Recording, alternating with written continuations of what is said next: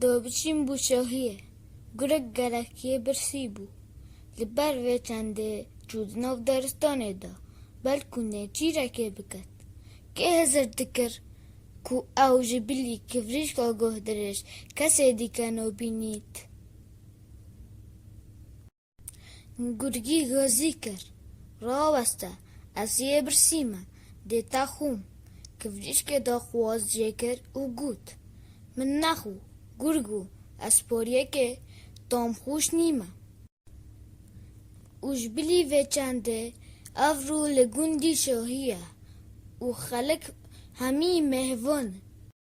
اوان از یوهنرتیم داتا مهوان بکن توی هات یه هل بجورتن دا ببیا مهوانه که سلکی لآهنگه باشیده هی دا خواست کرن بو خورنا شاهیه ده برخه که قلاندی خوی گرگی گوت اری اول راسته دو بچین کفریش که گوت او پشتی شاهیه ده جو رکادی برخت قلاندی خوی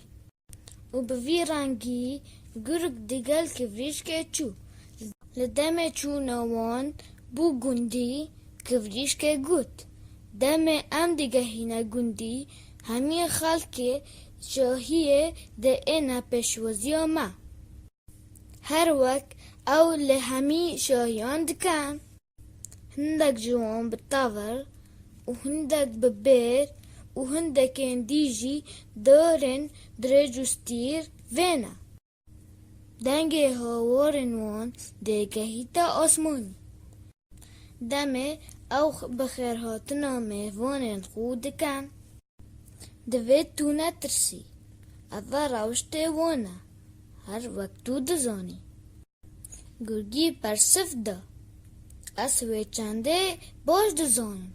کفریش که گوه درش دمه هر دو نزیکی گندی بوین کفریش که بدنگه که بلند گازی کر هی گلی خلق جامر اوه ام هاتیم اوه مام ما گرگ هات مام ما گرگ اوه هات جوتیاران کرغار و جهمی جهان و هاتن یک بتفری و یک ببره و یک دیجی بداره که درج و همیون دگل ایک هرش کرنا سر گرگی اوان تر گرگ و قطا و بو قیرین و هاوار هر وک همی هاتی نشاهیه